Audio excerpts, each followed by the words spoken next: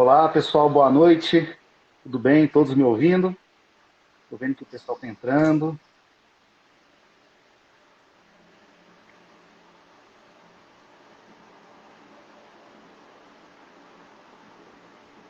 Pessoal, é minha primeira vez, a minha primeira live. Estou aprendendo como é que isso funciona, então eu quero que todos vocês me dêem um feedback de som e de imagem. Me falem se o som está beleza, se a imagem está normal. E eu estou aprendendo a operar isso aqui ainda. Eu acreditei que eu nunca ia mexer com isso. Só que como a Terra é redonda, ela dá voltas. E agora eu estou aqui no Instagram fazendo uma live. E eu acho que essa tendência veio para ficar. Eu acho que com esse isolamento social, a tendência é a gente explorar dessas novas tecnologias. E o pessoal está chegando, só estou aguardando, né, o pessoal chegar para a gente dar início. Estou vendo muita gente, Cleana. Eu vou tentar aqui achar as pessoas, porque está pequeno para mim, eu não consigo ver o nome de todo mundo. Mas já identifiquei muita gente aqui. Vou tentar aumentar a minha tela aqui no meu monitor que está atrás do celular, que está filmando. Vamos lá.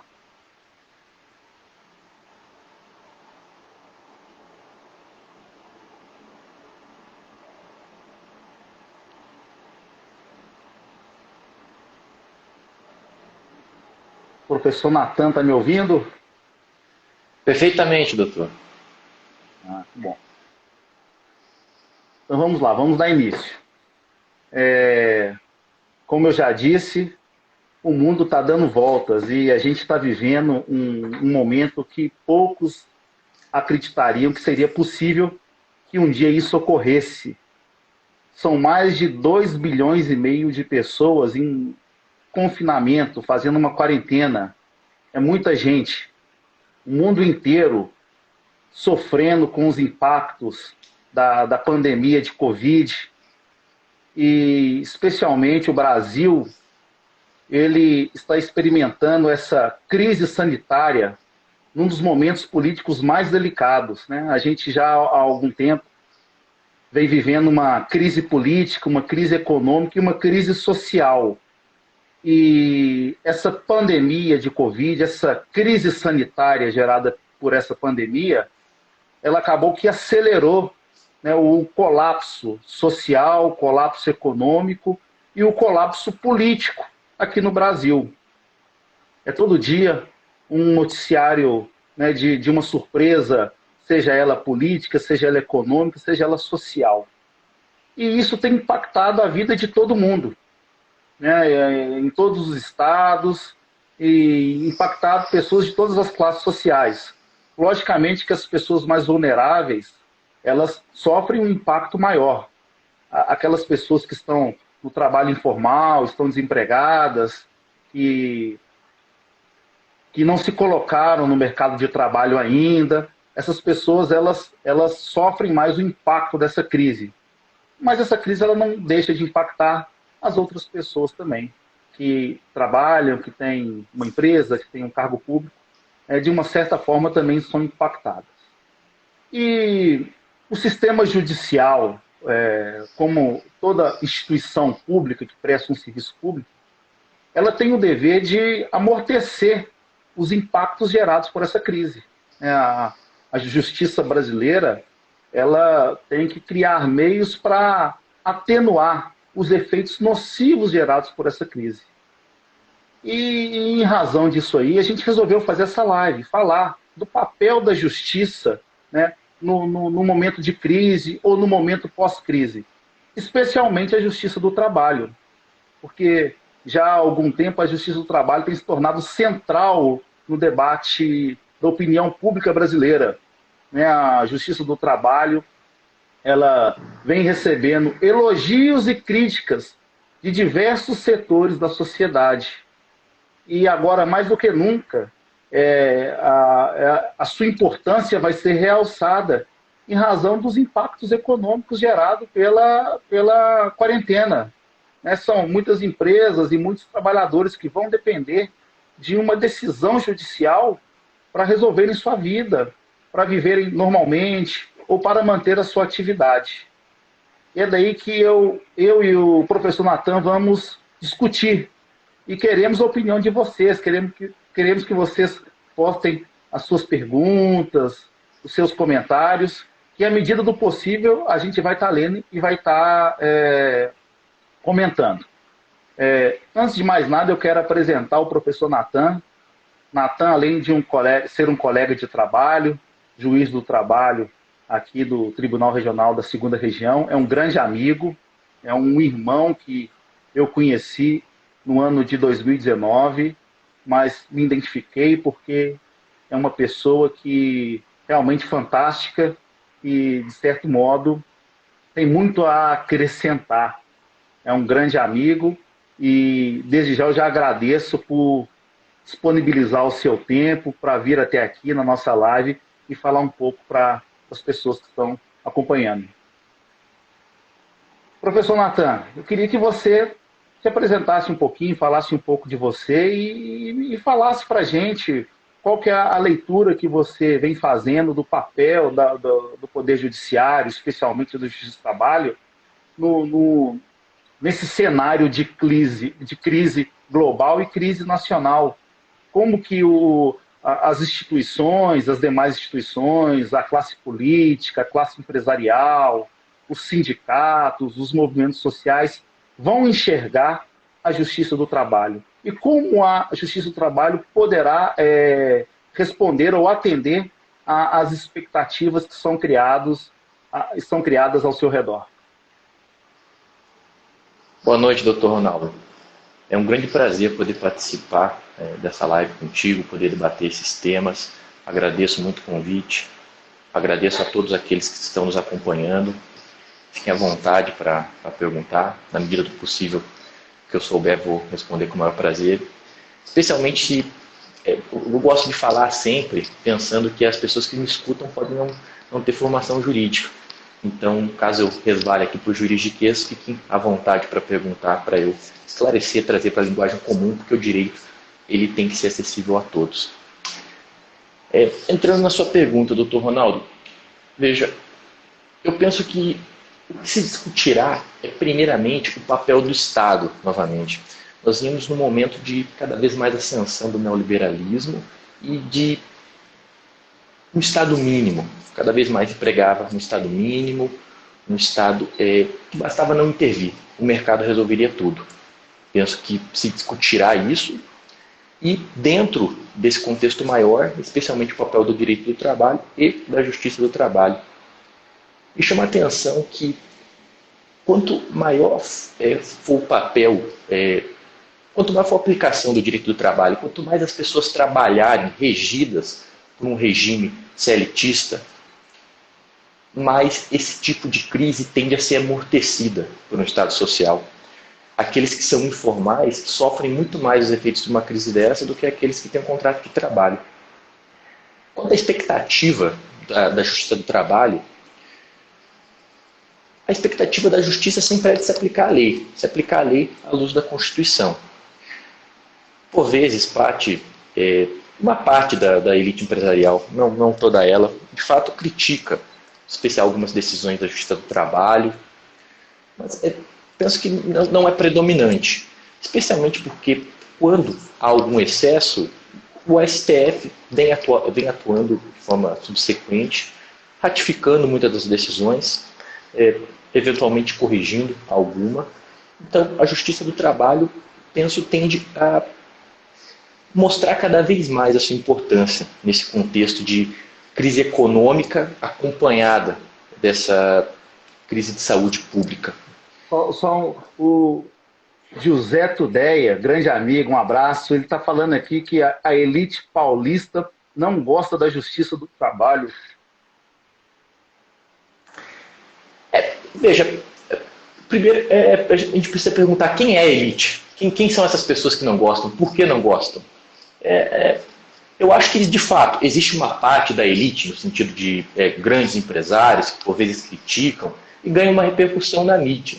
Mas eles não têm procuração para falar em nome de toda a elite. E eu acho que não é um pensamento predominante, não. Porque pessoas que se debruçam, pensam um pouco mais no Estado, veem que a solidariedade, a cooperação de todos é necessária para o bem de todos. Agora, mais do que nunca, isso fica claro. De nada adianta a pessoa ter muito dinheiro se não houver quem produza as coisas para ela comprar, quem produz seus alimentos, seus bens materiais. E essas pessoas só vão fazer isso se elas tiverem um mínimo de retribuição social. E a justiça do trabalho é importante nesse sentido, porque pela lógica do mercado, essas pessoas tendem a ser absolutamente excluídas. Então é importante que exista um Estado social, uma Constituição e um ramo do Poder Judiciário que dê efetividade a isso, para permitir que o progresso seja minimamente de todos. Com certeza haverá diferenças, mas o mínimo tem que ser garantido a todos. Na verdade, eu penso que as pessoas pouco compreendem a dinâmica social, a dinâmica das instituições de justiça,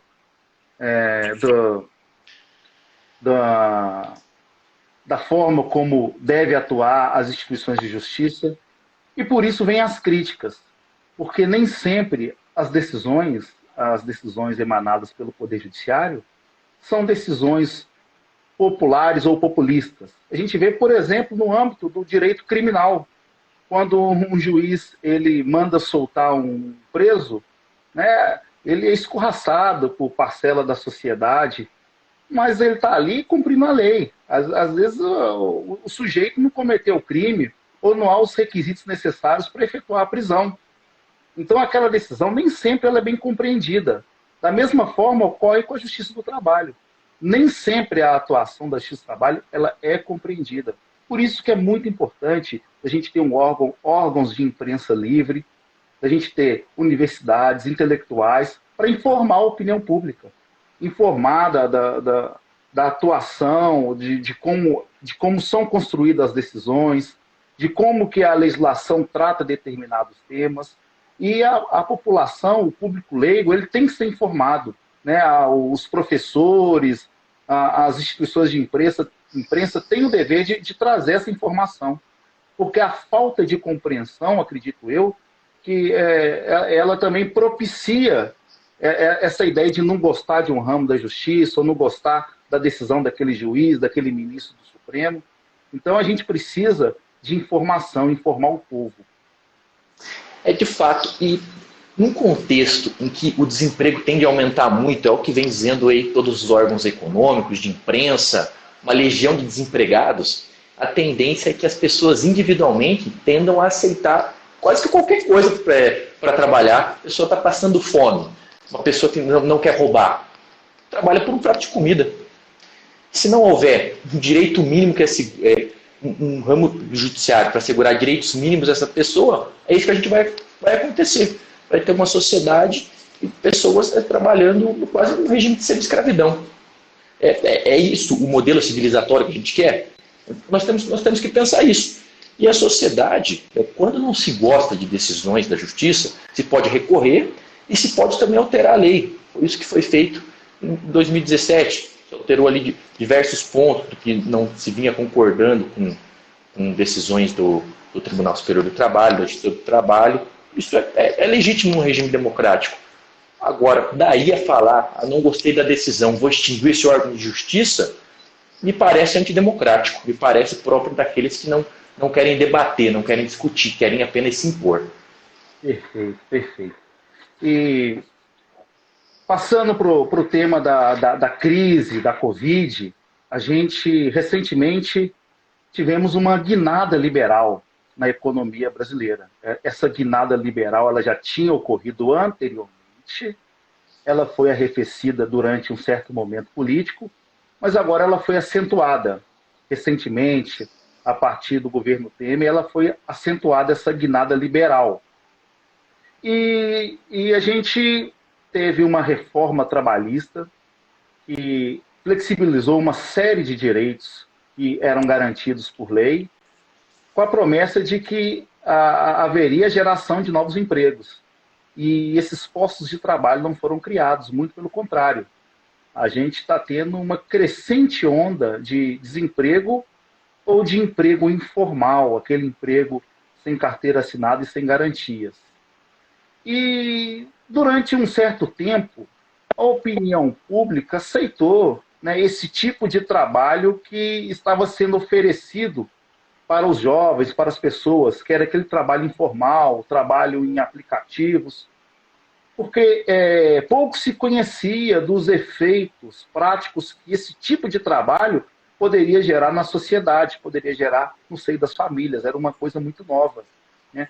Então, o sujeito ele estava desempregado, ele estava sofrendo com, com a não colocação no mercado de trabalho e ela acabava se colocando para trabalhar nessas novas formas de trabalho oferecidas pelo sistema econômico liberal, que é o trabalho informal, o trabalho em aplicativos.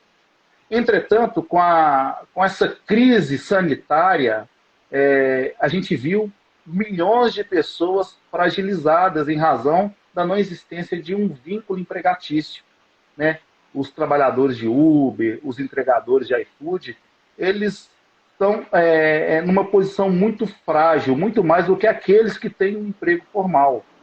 Então, é um momento propício para a sociedade como um todo discutir acerca da manutenção desse sistema de colocação dos jovens no mercado de trabalho. E eu queria saber, o professor Natan, a sua opinião de como o sistema de justiça poderia tratar isso aí, porque a gente não tem uma regulamentação desse tipo de trabalho, né? Existem algumas decisões esparsas que não... Muito embora exista uma resistência de... Só um instante. Senhores, parece que a conexão do professor Natan caiu. Eu vou só recolocá-lo.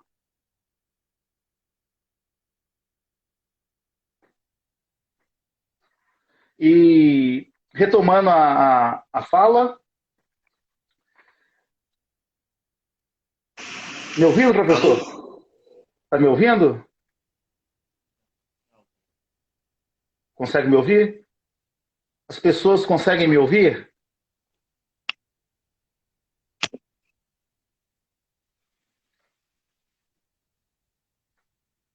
Ok. Professor Natan, o senhor consegue me ouvir? Agora eu estou. Consegue me ouvir?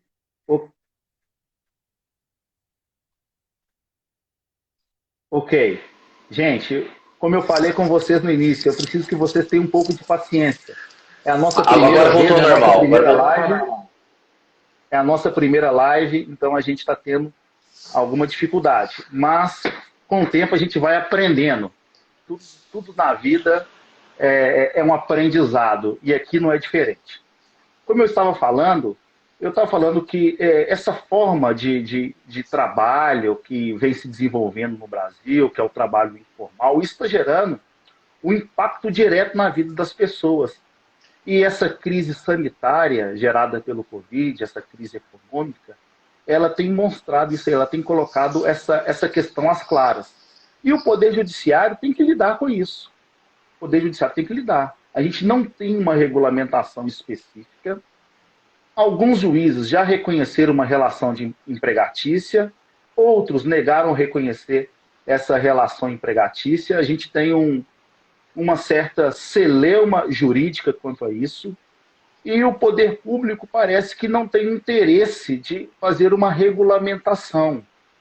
Enquanto isso não existir, essa regulamentação não existir, o Poder Judiciário, como é que ele deveria tratar dessas questões?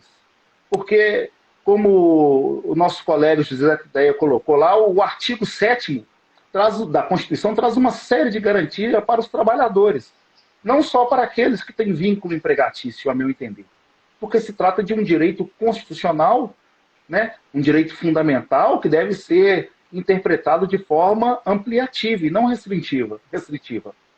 Então, o judiciário, como que o judiciário deveria agir, como que ele deveria direcionar, como que ele deveria sinalizar para a população? Ele deveria atuar de uma forma mais tímida, negando o reconhecimento de determinados direitos, ou de uma forma mais ativista, que inclusive foi muito criticada por alguns órgãos de imprensa. Como que o judiciário vai lidar com isso aí? Como que ele vai amortecer isso aí? É de fato um tema de veras polêmico. Tivemos recentemente uma decisão de uma colega do Tribunal de São Paulo reconhecendo o vínculo de emprego numa ação civil pública em relação aos entregadores do iFood, salvo engano. É aquilo que o senhor mencionou, né? Precisaria, o ideal é uma regulamentação legislativa, porque eu tenho dificuldade em enxergar todos os requisitos do vínculo de emprego numa relação dos entregadores, pelo menos do que eu vejo a princípio, nunca analisei nenhum caso concreto, especialmente porque, quando se trata de vínculo de emprego, o empregador escolhe aquele que ele quer, não é qualquer um que vira empregado. Regra geral, nos aplicativos, qualquer um se cadastra. Tem lá requisitos mínimos, qualquer um se cadastra. Só que, de outro lado, são pessoas claramente hipossuficientes, que se deixadas, se tratadas como empresários individuais. Eu escuto muito isso. Mas são empresários, são autônomos. Qual que é a atividade econômica que essa pessoa exerce? Quais são os requisitos ali empresariais? O que ela administra? Uma pessoa que simplesmente presta serviço a outrem. Então, é importante, sim, ter uma regulamentação legislativa. A questão é, ela não vem. Penso que enquanto ela não vem, esse é um caminho interessante. O artigo 7º fala de direito dos trabalhadores, não dos empregados. Existem incisos ali que claramente aplicam-se apenas numa relação de emprego, mas existem outros que podem ser aplicados de forma ampla, especialmente o inciso que se refere a normas de saúde e proteção no ambiente laboral, o artigo que se refere à proteção em face da automação. Então, a partir disso, o judiciário pode sim construir uma tese e, de certa forma, mesmo forçar, incentivar o legislativo a regulamentar isso. Já está em discussão, existe um grupo de trabalho debatendo isso, mas penso que é urgente regulamentar isso. Nós estamos no meio de uma crise, essas pessoas estão sofrendo severamente os efeitos dessa crise e a regulamentação não vem. E para o judiciário fazer isso, né, professor, ele precisa dos advogados, né? Os advogados têm que levar essa demanda ao judiciário, né? Tem que trabalhar esses casos e levar isso aos tribunais para que essa celeuma seja superada o mais rápido possível, porque o grande problema, o grande entrave ao crescimento da economia é a insegurança jurídica. E enquanto a gente não tem uma regulamentação, enquanto a gente não tem uma uniformização jurisprudencial, a gente vai ter que conviver com essa insegurança jurídica. Então, é um convite aí que eu faço para os advogados que estão nos assistindo, se debrucem sobre essa questão dos trabalhadores de aplicativos, estudem a possibilidade, por exemplo, a gente está vivendo um problema de contaminação por um vírus, e isso o próprio Supremo Tribunal Federal admitiu que pode ser considerado um acidente de trabalho. O sujeito que está lá trabalhando no aplicativo, no Uber, ele está vulnerável, ele está sujeito a contrair o vírus, e até que ponto ele pode questionar a plataforma digital acerca da responsabilidade dela para com ele no fornecimento de equipamentos de proteção, até que ponto ele pode buscar receber isso aí judicialmente. Então, é um convite à reflexão que eu faço aqui aos juízes que estão nos assistindo e aos advogados também. Mas vamos prosseguir. Eu quero falar, seria importante a gente falar um pouco do trabalho remoto dos profissionais do direito, especialmente no que diz respeito às audiências remotas, às audiências virtuais, porque as medidas sanitárias adotadas pela União, pelos estados e municípios, elas visam o isolamento social, o que tem impedido dos órgãos públicos, principalmente do judiciário, celebrar ou dar continuidade às suas audiências presenciais. E como que isso tem impactado no âmbito da Justiça do Trabalho? Porque acredito eu que a Justiça do Trabalho é o órgão que mais faz audiência, é o órgão judicial que mais trabalha com audiência. A ideia de identidade física está bem presente no âmbito da Justiça do Trabalho. Como que os advogados trabalhistas devem se preparar para esse tipo de trabalho, e como os juízes também vão receber isso aí, vão executar as suas atividades, vão coletar provas orais em um ambiente virtual. É possível? A Justiça do Trabalho, o sistema judiciário no geral, ele foi colocado ali numa situação de emergência a tratar de algo que vinha se desenvolvendo aos poucos. O trabalho remoto, audiência remota, e agora está sendo feito de forma emergencial. De fato, uma audiência de instrução trabalhista é difícil se imaginar ela feita de forma remota. Você tomar depoimento de partes, escutar testemunha, garantir que uma testemunha não escute o depoimento da outra, é muito difícil. Porém, penso que é uma tendência. Essa pandemia não me parece que ela vai acabar de uma hora para outra. Chegar um dia, acabou, está todo mundo liberado, daqui um pouco a gente voltar a fazer audiência e está aquele ambiente, sala de audiência cheia, sala de espera cheia, pessoas próximas às outras. Penso que quando retornar, será de forma mais comedida, evitando tanto quanto possível o contato social. Poucas pessoas na sala, usando máscara, e, tanto quanto possível, evitar. Parece que é uma certa cultura no seu trabalho de fazer audiência para tudo. Tudo tem que ter audiência. Isso pode ser repensado, adotar uma regulamentação já de caráter extraordinário do CSJT, permitindo se adotar o rito do 334 do CPC e não marcar a audiência inicial, ir direto para apresentação de defesa, réplica, e daí só instrui. É interessante. E penso que no futuro, e talvez até no futuro muito próximo, a depender do desenrolar da pandemia, nós sejamos forçados a dar um jeito de fazer mesmo a instrução de forma remota. Há inúmeros entraves, eu consigo imaginar vários, todo mundo consegue, mas nós vamos ter que pensar um jeito de superá-los, porque o sistema de justiça não pode parar. As pessoas estão esperando, muita gente com ação, esperando para ter uma decisão, para receber, precisando dos valores, e nós precisamos encarar esse problema para, independentemente das inúmeras dificuldades que de fato existem, reconheço, conseguir manter a prestação jurisdicional.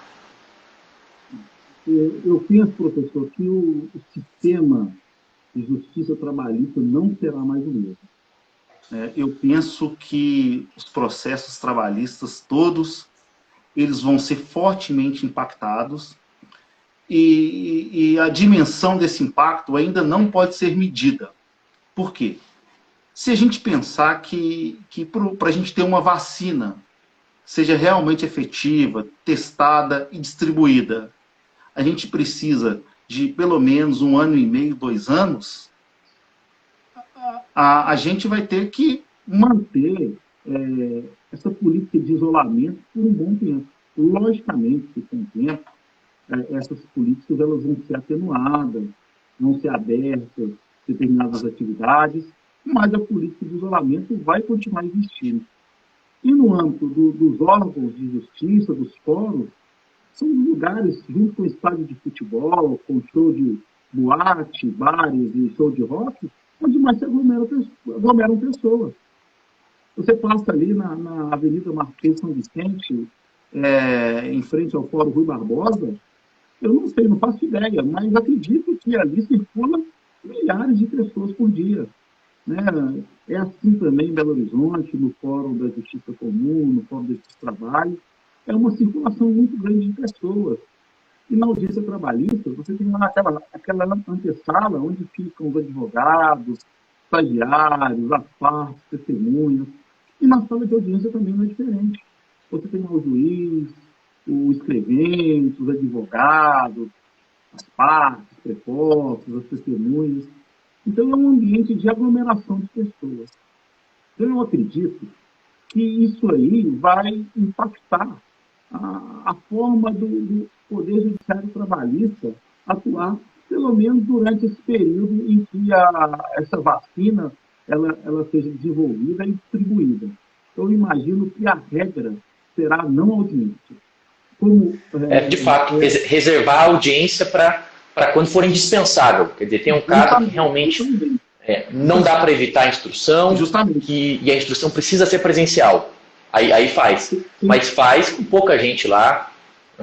Perfeito, mas veja bem, porque o rito trabalhista, quando foi pensado, lá, né, há décadas atrás, quando o rito lá da CLT ele foi pensado para uma ideia de uma ação trabalhista típica, lá o empregado que não recebeu lá o seu salário, as suas verbas rescisórias, ele vai lá no juiz e reclama pessoalmente, sem necessidade de um advogado, ele vai lá e faz a reclamação, a empresa é chamada, eles são colocados numa sala para tentar negociar, se não conseguem negociar, o juiz profere uma sentença. Então, esse rito estava adequado àquela realidade. Mas a realidade hoje é outra. Hoje a realidade é outra. Então, quando se fala de uma necessidade de uma modernização da legislação trabalhista, eu acredito que essa modernização ela não tem que se dar no direito material apenas, não. Mas quando eu falo modernização, professor, eu não estou falando de retrocesso, não. Eu estou falando de modernização, de avanço. A gente tem que tomar muito cuidado para utilizar esses termos, porque modernização da legislação trabalhista virou sinônimo de retrocesso trabalhista. E não é isso que eu estou falando. Estou falando de avanço. E esse avanço também ele vai se dar no âmbito da relação processual. Por quê? Porque, primeiro, a competência da Justiça do Trabalho não é apenas aquela lá da relação de emprego, como era antes, né, de 1999. Hoje a competência da Justiça do Trabalho é muito maior. A Justiça do Trabalho ela julga muitos casos que extrapolam uma mera relação de trabalho. A Justiça do Trabalho tem competência de natureza tributária, tem competência de natureza administrativa, e por aí vai. Então, esse rito lá da CLT, ele já é obsoleto. Ele já é obsoleto, porque nem sempre ele está adequado à resolução de determinadas demandas que são trazidas à Justiça do Trabalho. E essa ideia de rito obsoleto, ela ficou bem à mostra agora. Por quê? Porque o deslocamento das pessoas, principalmente quem mora nos grandes centros urbanos, não é tão simples de se fazer. Então, pode até parecer perda de tempo, às vezes, a pessoa deslocar até o juiz para tentar um acordo, sendo que não haveria possibilidade nenhuma, ou então, às vezes, aquela demanda nem permite a conciliação. Às vezes eu tenho demandas que não permitem a conciliação e mesmo assim é marcada uma audiência, uma chamada audiência inicial para uma tentativa de conciliação, onde não se pode conciliar. E nisso eu tenho despesa com recurso, com deslocamento, com audiência, com pessoal. Então agora esse isolamento forçado vai permitir a gente repensar acerca disso. E outra coisa que os advogados, principalmente, vão ter que repensar é a forma de produção de prova na Justiça do Trabalho. Porque, preponderantemente, se prova as alegações desse trabalho de prova testemunhal. E isso, inclusive, vem tendo uma crítica feita por alguns setores da sociedade. Teu áudio deu uma alterada aqui para mim, não sei se é o meu fone. As pessoas estão me ouvindo? As pessoas conseguem... Está ouvindo, mas está meio baixo. Tá, eu não sei como é que faz. Não, mas dá para ouvir, só ficou um pouco... As pessoas estão conseguindo ouvir? Agora sim. Agora tá bom. Então vejam bem, veja bem. Retomando o raciocínio. Na Justiça do Trabalho, preponderantemente se prova os fatos por meio de uma prova testemunhal. E essa prova testemunhal ela é produzida no âmbito de uma audiência. No âmbito de uma audiência. Só um instante, eu vou ligar um microfone aqui. Me parece que o som está abafado, acho que vai melhorar. Melhorou o som? Tá bom, tá bom. Melhorou? Tá. Então vejam bem. Com esse isolamento social, as audiências elas serão mais escassas. Né? E isso vai trazer um certo benefício. Por quê? Porque vai evitar gasto, que às vezes pode ser desnecessário. Né? As partes não vão precisar de comparecer ao fórum, se deslocar até o fórum. Né? Entretanto, o tete-a-tete, aquela relação próxima entre o juiz, os advogados e as partes, vai se perder um pouco. E o maior prejuízo vai ser a produção de uma prova oral.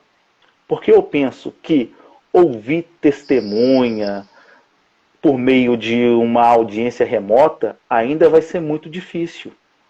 Porque para ouvir uma testemunha, você precisa do calor do momento, de ver a pessoa, olhar nos olhos, olhar os movimentos corporais, a linguagem corporal. Né? Tem toda uma ritualística que é importante para se buscar, se alcançar a verdade. Então, os advogados vão ter que criar outros meios ou desenvolver outros meios para produzir a prova no processo do trabalho. Porque com essa impossibilidade de realização de audiências presenciais, né, a prova testemunhal tende a ser menos utilizada. E além dela ser menos utilizada, ela terá menos credibilidade. Porque a credibilidade de uma testemunha que te fala lá na sua frente, quando você olha para os olhos dela, olha a sua linguagem corporal, é uma. Mas a credibilidade do testemunho coletado numa audiência virtual, que você não sabe se aquela testemunha está sendo orientada. Ela pode estar sendo orientada e você não está vendo, ela pode estar com um ponto no ouvido, ou pode ter alguém, né, passando orientação para ela, que o juiz não consiga perceber. Então a credibilidade daquela prova, ela será outra, ela será atenuada. Então é o momento dos advogados pensarem, né, em outras formas de criar ou de produzir prova no âmbito do processo de trabalho. Né? É necessário, então, as partes, principalmente os advogados, se adequarem a essa realidade. Porque, por mais que seja possível fazer uma audiência remota, né, haverá um grande prejuízo à coleta de prova oral, considerando a audiência presencial. Não sei se o professor pensa da mesma forma. Em parte. Eu concordo contigo que vai ficar mais difícil produzir a prova testemunhal. Concordo contigo que não é a mesma coisa você tomar um depoimento pessoalmente, olhando nos olhos, prestando atenção em detalhes, e de forma remota. Mas eu penso que na justiça do trabalho, principalmente em prol do trabalhador, há uma necessidade muito grande ainda da prova oral. Eu tenho dificuldade em pensar quais seriam os outros meios para se provar recebimento de salário por fora. O pregador chama ali no canto, dá um envelopinho com dinheiro, ou a fraude num cartão ponto. É difícil, mas há de se tentar pensar nisso. Eu, pelo menos de início, não consigo ainda vislumbrar uma forma que permita aos advogados avançar. Porque, claro, se ele conseguir, se o advogado pensar e tiver outro meio, uma conversa de WhatsApp, alguma coisa, isso é muito melhor para ele. Porque é uma prova que acaba sendo mais robusta. Porque testemunha, um pode trazer uma, outro trazer outra, as duas falando em sentido contrário, fica uma situação difícil. E a prova documental acaba tendo um peso maior. Porém, quando não se tem essa prova documental, realmente fica difícil para conseguir provar o direito alegado.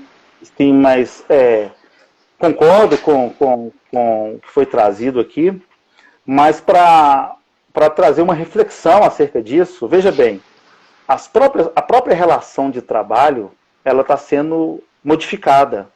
Por exemplo, hoje se tem grande parte das pessoas em trabalho remoto. E num trabalho remoto, numa relação de trabalho remoto, numa relação de teletrabalho, a prova das condições de trabalho normalmente não é testemunhal. É por meio de um documento, de um e-mail, de uma mensagem de WhatsApp. Então, a prova testemunhal ela vai continuar existindo. Ela não vai ter fim, ela vai continuar existindo. Mas eu acredito que cada vez mais ela será menos utilizada, né? E cada vez mais o processo do trabalho ele vai se parecer com um processo comum, né? Não vai ter tantas audiências em razão dessas limitações que a gente tem, em razão dessas limitações. E a prova, por mais que ela possa ser feita ela possa ser feita por meio de um depoimento pessoal, por meio da oitiva de uma testemunha, haverá outros meios, até como o senhor disse, mais robusto para comprovar uma determinada alegação. Mas eu queria que a gente passasse para frente. Eu queria que a gente falasse um pouquinho eu anotei aqui, eu queria que o doutor falasse sobre a possibilidade ou a viabilidade da unificação. Se essas questões que impactam a justiça do trabalho viabilizam ou não viabilizam, se há vontade política, se não há vontade política para a unificação da justiça federal especializada trabalhista com a justiça federal comum. Como que o professor vê essa questão? De fato, como o doutor mencionou, são 2 ramos do Judiciário Federal vinculados à União. Então, é possível sim haver o questionamento. Será que, sob o ponto de vista de eficiência, de melhorar a utilização dos recursos, não pode ser interessante unir esses 2 ramos? Então, em vez de ter um prédio da Justiça Federal e um prédio da Justiça que também é federal trabalhista, se tem um prédio só, pode-se diminuir ali a utilização de servidores, menos servidores para fazer o mesmo trabalho. Existem algumas vantagens e esse é um tema que pode ser discutido. Porém, o problema como se fez há pouco, discutir uma unificação, não porque vai tornar melhor, mais célere, mais eficiente, mas sim porque eu não estou gostando das decisões, então vamos unificar. Houve recentemente uma proposta de emenda à Constituição que era mais ou menos no seguinte sentido: desembargadores e ministros do Tribunal Superior do Trabalho, desembargadores do TRT e ministro do Tribunal Superior, todos aposentados compulsoriamente, juízes de primeiro grau vão para a Justiça Federal Comum. Algo um pouco estudado, sabe? Não é de consequência prática, não traz nada. E simplesmente aposentar os ministros, isso é muito perigoso. Veja só, que um pouco eu não estou gostando das decisões dos tribunais regionais federais ou da Justiça Federal Comum. Está extinto também, junto com a Justiça Estadual. Esse debate apaixonado, ideologizado, não faz o menor sentido. Talvez seja o momento de esperar passar um pouco esse clima, tanto antagonismo que já vem há algum tempo, e aí pode-se pensar, tem vantagens, como eu falei, mas também tem desvantagens. Penso que é interessante haver um ramo do judiciário especializado em resolver conflitos trabalhistas. Veja, a sociedade ela se funda no trabalho. Se não houver trabalho, se não houver cooperação mútua, não tem sociedade. Não há produção de bens, não há viabilidade econômica. E é uma relação extremamente conflituosa. Então, ter um ramo que consiga administrar, fazer mediação desse conflito, especializado nisso, também é algo que tem grandes vantagens. E a Justiça do Trabalho vem fazendo isso há muito tempo. Muitas vezes recebendo críticas, tanto de um lado como do outro, mas, até o presente momento, me parece que vem fazendo muito bem. Em resumo, é isso. Eu penso que, por hora, não acho que seja interessante, nesse clima político, discutir isso. No futuro, pode-se debater levando em conta esses dois pesos, e no ambiente democrático, o que for decidido no âmbito do Congresso, com a participação do Judiciário, porque mexe na estrutura do Judiciário, então é fundamental que o Judiciário participe, pode haver sim, não sou refratário contra de forma absoluta, acho que podemos discutir. E realmente é muito importante isso que o professor falou mesmo.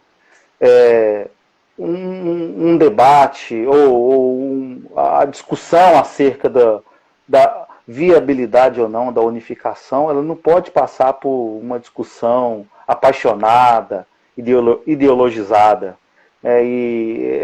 O conflito de ideias é natural, é importante e faz parte da democracia. Mas esse conflito ele tem que ser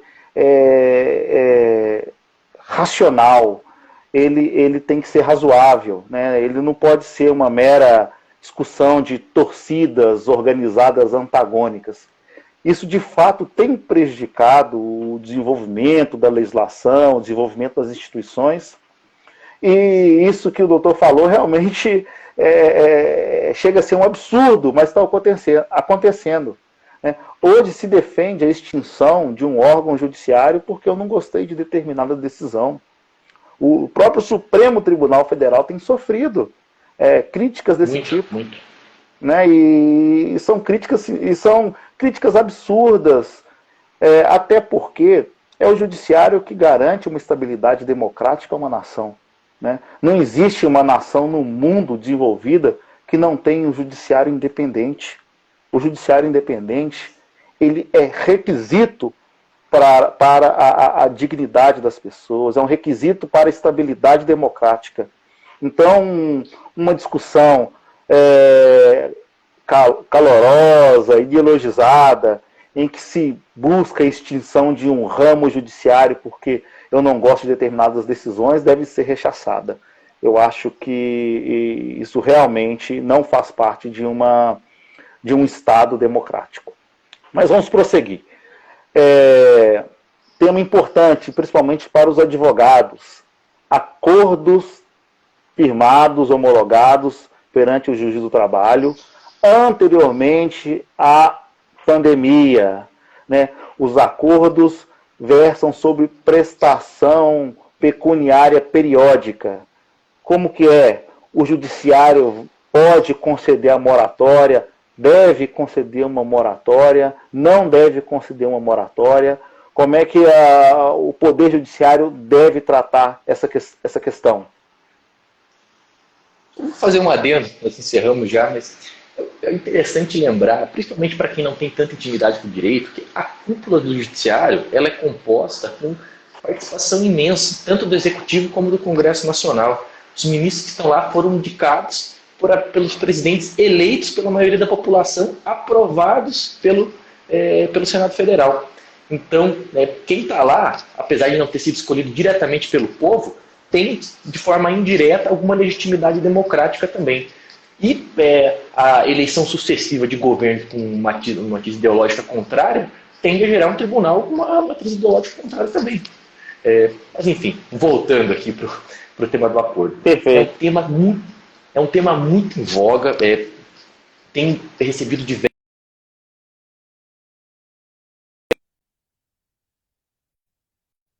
Mais fácil. Quando há uma concordância de ambas as partes, não há problema nenhum, a questão é tranquila. Você homologa ali uma inovação do acordo e sem maiores problemas. Agora, quando uma parte, principalmente a empresa, a parte ré, pede para postergar o pagamento, reduzir parcela, e a outra parte não concorda, penso que é muito complicado o juiz determinar sem a concordância da parte autora essa redução, porque o acordo transita em julgado. Então não é um contrato, que não é um acordo. De outro lado, o que se pode fazer em casos excepcionais, que aquele acordo pode gerar ali uma situação muito grave, quando se for executar, se avaliar ali os meios da execução. O que tende também a incentivar a outra parte a fazer o acordo, na medida do possível. Quer dizer, não pagou o acordo, aplica-se a multa e vai se executar. Agora, a empresa terá bens para executar? Também não se pode fazer uma execução que vai inviabilizar a empresa, que vai quebrar a empresa. E nesse momento, sim, aí o juiz pode usar de alguma razoabilidade, sopesar, para ver a forma que vai ser executado. Incentivando sempre, como é o natural da justiça do trabalho, a autocomposição entre as partes. Inclusive, professor, atenuando a cláusula penal, né? Porque normalmente os acordos homologados prevêem uma cláusula penal em caso de descumprimento, né? Porque também penso como professor, se o acordo foi homologado, ali eu tenho uma relação jurídica transitada em julgado. Então, uma mudança fática posterior não necessariamente vai alterar aquela relação jurídica que já se tornou transitada em julgado. Até porque isso seria, via de regra, uma penalização do trabalhador, né, que responsável por arcar com os custos de uma pandemia. E o risco da atividade empresarial não é dele. Ele não pode ser, né? Só permitindo fazer um breve adendo, é uma responsabilidade que nesse momento é toda do governo. É viabilizar as empresas, abrir linha de crédito e não transferir isso para o trabalhador. Quer dizer, deu a crise econômica, o trabalhador já está tendo salário reduzido, já tem diversas medidas provisórias nesse sentido, também vai deixar de receber o acordo. Quem tem que financiar e permitir que a empresa continue saudável na medida do possível é uma função de governo. Não há que se transferir esse risco para a parte que fechou um acordo e transitou em julgado. Perfeito. E prosseguindo, uma discussão que inclusive foi trazida pelo presidente da República, né? Ele falou que seria possível responsabilizar os estados e municípios pela suspensão de determinadas atividades, responsabilizar os estados e municípios pelo pagamento das verbas trabalhistas. Por exemplo, no caso dos hotéis, dos restaurantes, impossibilitados de abrirem, de funcionarem, por uma determinação do Estado ou do município, seriam esses entes que deveriam arcar com os custos trabalhistas. Como é que o professor enxerga essa fala e se realmente ela procede? É uma discussão que de fato existe no âmbito jurídico, quem defenda que tratar-se no caso de um fato do príncipe, e há outra corrente que defende força maior. Eu ainda não analisei a fundo, mas a princípio o que me parece é que para se dizer que é um fato do príncipe, teria que ser um ato discricionário do poder público. Quer dizer, o poder público podendo manter os hotéis, o comércio aberto em funcionamento, por um motivo de conveniência e oportunidade, decide fechar. A princípio não é isso que me parece. Me parece que aqui é um caso que não havia outro jeito. A recomendação dos órgãos de saúde pública, tanto em âmbito nacional como mundial, a OMS, é todo no sentido de que o isolamento social é necessário para conter a pandemia. Então não seria porque um ato discricionário, né, e aqui para quem não é do direito discricionário no sentido de que os governos estaduais, prefeituras estão fechando o comércio porque eles querem. Estão fechando porque não tem outro jeito. Mas, como falei, ainda estou analisando essa questão de forma um pouco mais rasa. Teria que haver um aprofundamento. Qual que é a opinião do doutor? Eu penso que não se pode caracterizar fato do príncipe, porque essa determinação de restrição do exercício de determinadas atividades, ela se deu de modo geral, e não de forma específica para determinada atividade econômica ou para determinada instituição empresarial. Então, por ser uma medida de ordem geral, um esforço coletivo em razão de uma orientação de autoridades sanitárias, inclusive internacionais, eu acho que a caracterização do fato do príncipe aí seria uma forçação de barra e que iria, inclusive, fazer com que o Estado fosse uma espécie de um segurador universal, o que me parece que não teria cabimento.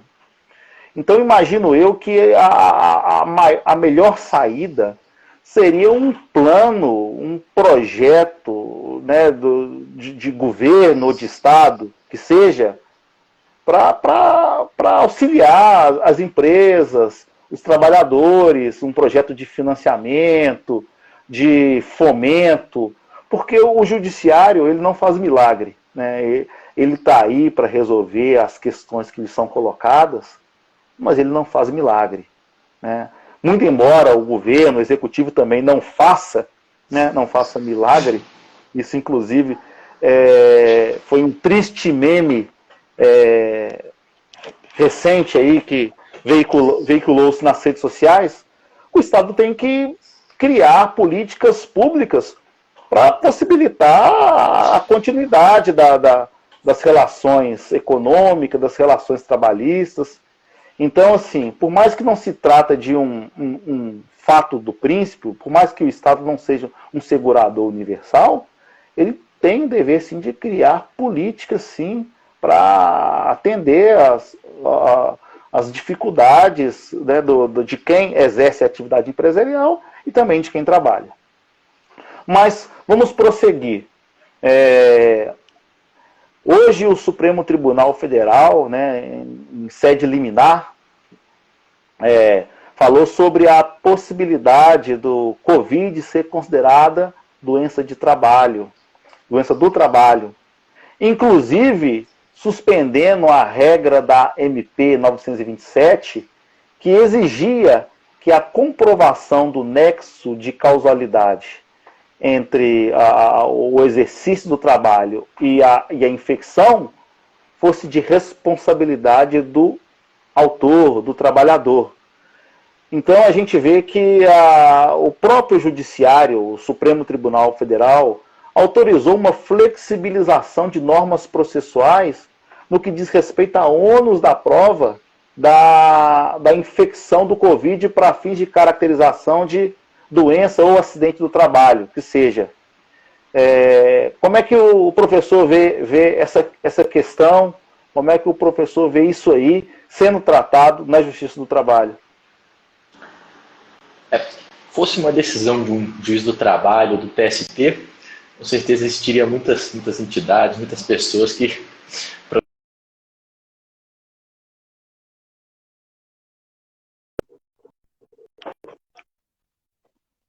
Estou te ouvindo. Está me ouvindo? Estou perfeitamente. Deu uma falhada aqui. Mas entrando propriamente na decisão, parece muito importante essa decisão, especialmente para os profissionais de saúde. Veja, enquanto boa parte da população está isolada, se protegendo do vírus, essas pessoas estão se expondo, profissionais de saúde, da segurança pública, se expondo ao contágio de um vírus tão mortal. E vão ficar absolutamente desprotegidas, quer dizer, profissional da saúde, enfermeiro, médico, que por estar se expondo em prol de toda a sociedade nesse momento de tanto risco, é infectado com essa doença e tem alguma sequela, não se sabe ainda em que medida que essa doença pode deixar sequela, ou mesmo venha a falecer, quer dizer, ficaria desamparada a família ou esse trabalhador de algum tipo de indenização.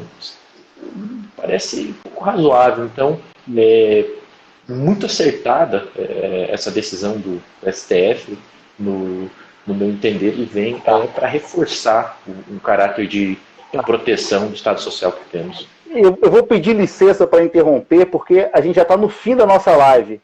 Eu quero agradecer a todos que participaram,